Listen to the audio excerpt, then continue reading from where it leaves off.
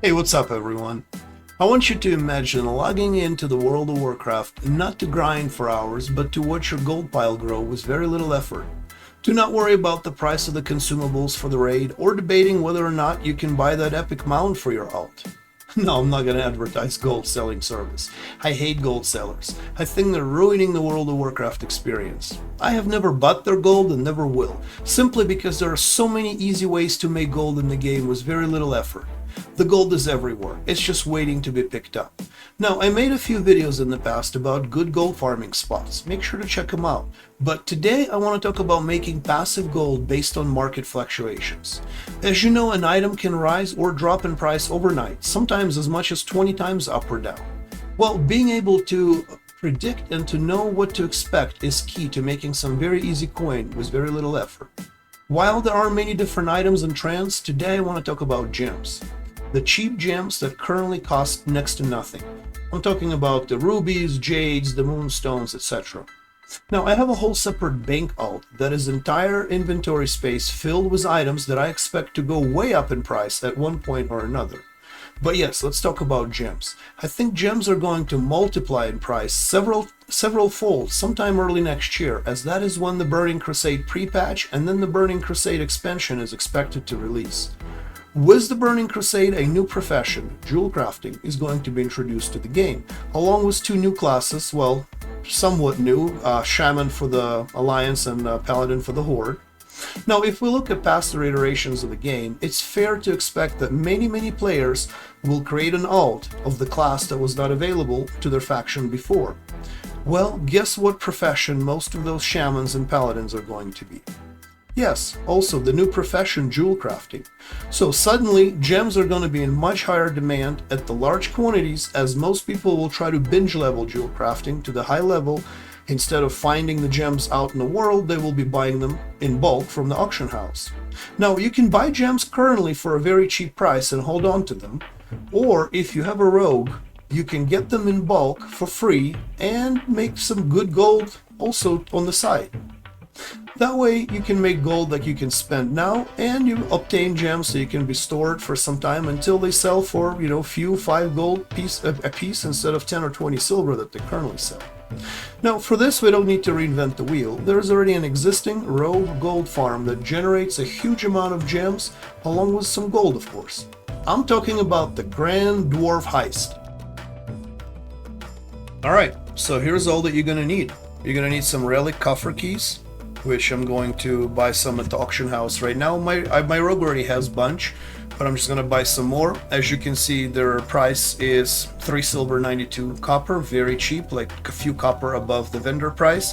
Sometimes it goes up to like 10 silver, but that's still very worth.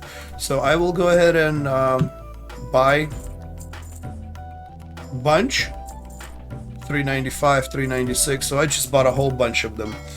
I'm going to go pick them up and mail them to my rogue. You do need 11 keys per run. Well, 10 or 11, it depends. I'll explain that later. So you do need total of 11 keys, 10 or 11 keys per run.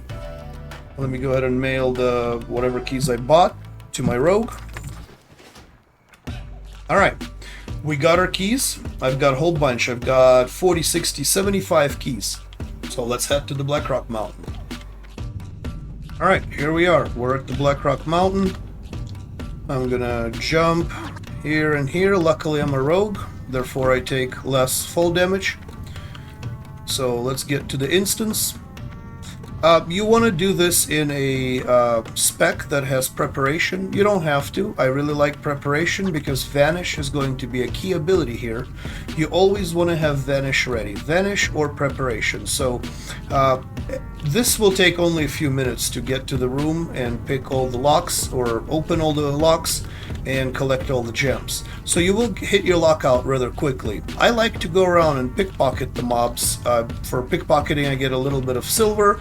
I get locked boxes which contain potions, more silver, and blinding powder. Blinding powder I sell in the auction house for, they sell anywhere from like 25 to 50 silver a piece, and you get about, you can get 20-30 per run of pickpocketing. So I combine this with pickpocketing, that way I'm not hitting the lockout too quickly.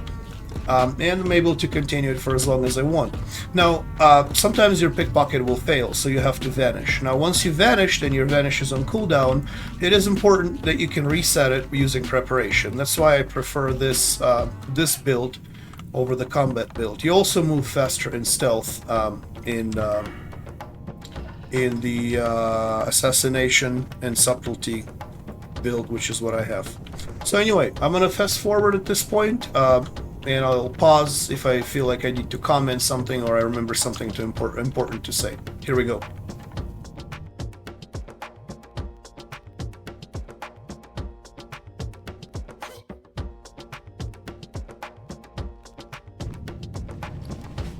All right, so here's a part that is kind of important. So you have this dog over here. It's always going to be somewhere here. The dog will take you out of stealth. Yeah, see how it smelled me already? So I distract it, I go around it, and hopefully it won't smell me. It's also important not to get too close to these fire elementals, as they do have a burning aura around them. They will decloak you, you'll take some fire damage. Now here's this for this part. Make sure your vanish is not on cooldown and you have sprint. This dog, it's impossible to pass this dog without it decloaking you, and if you just vanish, it'll decloak you out of your improved vanish or improved stealth. So it is important to do this. Just run, make some distance. There will be more dogs in here, but once you're at the stairs... Oh crap, come on. I might be dead here. Alright. See, that was close. I had to drink one of the potions that I pickpocketed. That's another reason why I like pickpocketing. So essentially you want to make distance from any dogs and then hit vanish. That's why you sprint as well. So here we are. This is the room. There's the two bosses. Now this dog will not smell you, will not decloak you, because it's technically a demon, as you can see at the bottom right. I still like to distract it to get past it, and here we are. So now use your coffer keys to open these coffers. Now you cannot open the two closest to the bosses. You cannot open that one on that side and this one over here, unless you kill the boss, which I will attempt to kill the boss. You can too if you got good gear. I have pretty decent gear, so I should have no problem killing the two bosses. If you do kill them, you can only open one coffer. Do not open both, as opening all of the coffers in the room will make these golems alive, and there will be more mobs, more ads coming into the room, and you will die. So always leave one open. Now, in these coffers, you will find money, you will find gray items, vendorable items that go for a decent amount of silver to vendor them, and you find sacks of coins and sacks of gems. So we will see what we can find. So far I found a small sack of coins. What we're really after here is gems, sacks of gems. We'll see if we get any. There are somewhat rare, but you normally get one or two per run. And as you can see, like these gray documents, 53 silver each, you know, it's not bad. They all add up in the end. So let's get these open and see what's inside.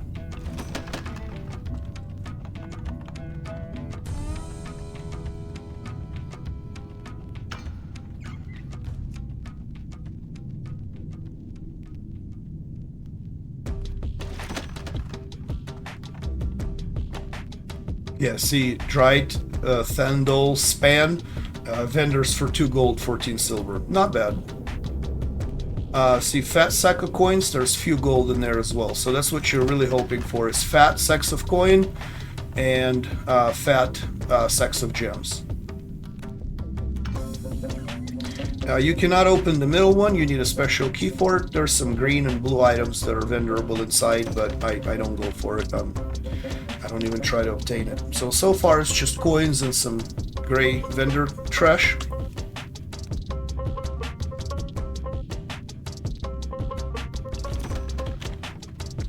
Alright, here we go. Sack of gems. So we'll open all these coffers and then see what's inside those gems. So I started the run with about, I don't remember how many, 20 silver or something. So I pickpocketed a little bit, but again, I'm not after silver that I pickpocket. I'm after potions. I'm after these sturdy and heavy junk boxes that contain blinding powder inside and could have some other items as well. Could also have gems, actually. Oh, crap. See, I got too close. I got distracted and I got too close. I need to stay over here to do this.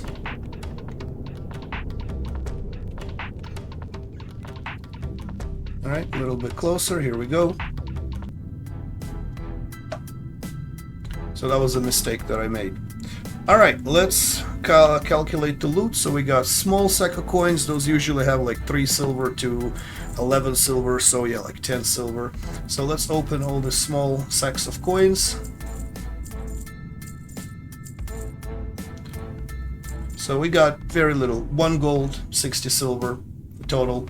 Let's open a sack of gems. So we got a good fair amount of gems. So we got 2 lesser moonstones, a jade, a pearl, 2 shadow gems. Usually there's more. And a fat sack of coins, 1 gold, 48 silver, plus all the vendorable grays. So made about, and again, this is not the best run, but made maybe about 5 gold. All right, let's attempt to kill these 2 bosses. Now, again, you don't have to. I just like to kill them because they also drop blues that I vendor for a decent amount of gold, and I can open that one last coffer.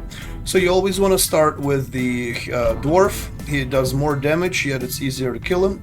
So you can apply poisons like I did, or you don't have to. I like to have poisons. So pop evasion, 5 blood, or 5 point cold blood eviscerate. As you can see, he's going down pretty quickly. It's important to kick his spells, because his spells is what kind of hurts, which he hasn't casted any yet. Alright, now let's kill the dog. I'll pop my preparation, evasion. The dog can hit pretty hard, especially if you're low health. I might have to reset this actually to get full health, because I seem to be missing a lot of combos. I'm also gonna probably drink one of the potions that I've pickpocketed.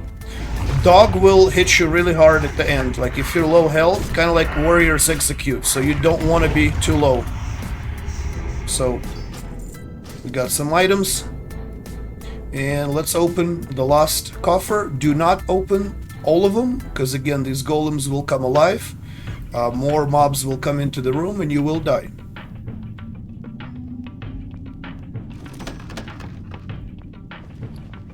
Alright, fat sack of coins and small sack of coins.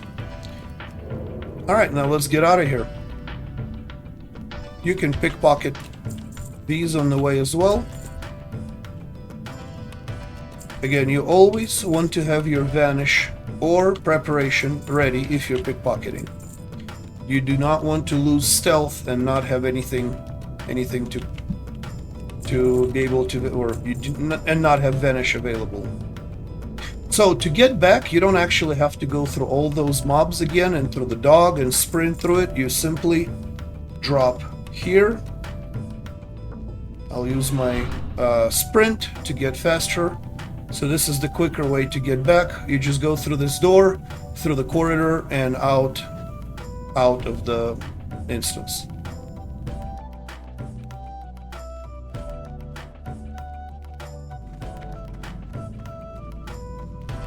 Alright, I'm going to do this 5 times to get a lockout, because you can run 5 instances in an hour. So it'll take me approximately an hour to run 5 of these, and then we'll calculate how much gold and how many gems did we make.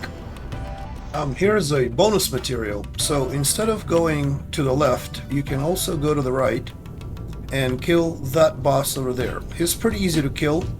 Should have no problem with it. He drops blues. You can get, I think, like a weapon for that will vendor for 6 gold. So again, it only take a second to do, but you know, something that will add to your run time so you don't hit the lockout too quickly. As you can see, this boss dies fairly fast.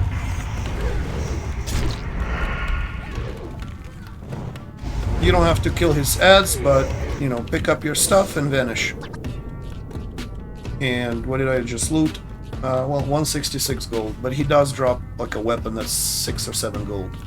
Anyway, let's do my 5 runs. Let's calculate how much we made. Alright, here we are, 5 rounds after. Took me a little less than an hour. I did go through pickpocketing pretty much every humanoid on my way there and back. Still, 5 runs, less than an hour. Killing that bonus boss would probably extend that, so if somebody wants to run it more than 5 times, they can. Anyway, here we are. Let's see what we've got. How do I bring back... There we go. This is the loot. I did run out of space, so note, clear your bags before coming here. I had to throw some cheap items away, but anyway, we've got 25.5 raw gold. Let's sell the junk.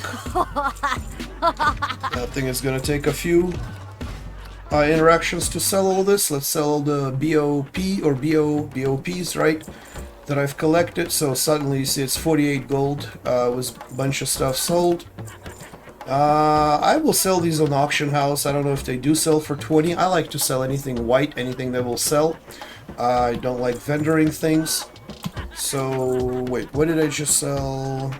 Necklaces, shiny bracelets. Okay, I just want to make sure I didn't sell anything that I wanted to keep. Dark iron residue we can sell. That we can sell. Essence of pain. Shoulders. Yeah, see all that garbage stuff that I've collected. That is trash. And I think that is it. Everything else will be sold on the auction house. So let's see how much gems we've got. Let me put them all in the same spot. So peculiar star rubies, I've looted them only from pickpocket. I don't think any one of these came from the coffers. It's just purely pickpocketing. So let's put them all in one spot.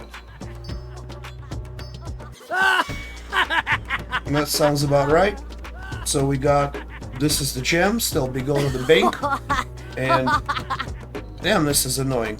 I will not be selling them until TBC. We got 71 blind powders. We started with 30. So that's 40. That's 31 blinding powders as well. They go, like I said, from anywhere 25 to 50 silver. So I don't know, pretty good. If we were to sell everything now, it would be like, I mean, some of these things sell pretty decently. Blinding powders are actually really cheap right now. I'm not gonna sell them yet. I'm gonna wait till price goes up. So 30 of them, and let's say we sell them even at this current price. That's 5 makes 1 gold. 2, 4, 6 gold. Okay, yeah, I'm not gonna sell them for 6 gold. That's just too little. So with all the gems, I think it's close to 100 gold an hour. But yet, like I said, I'm gonna keep the gems for TBC. So anyway, there we have it.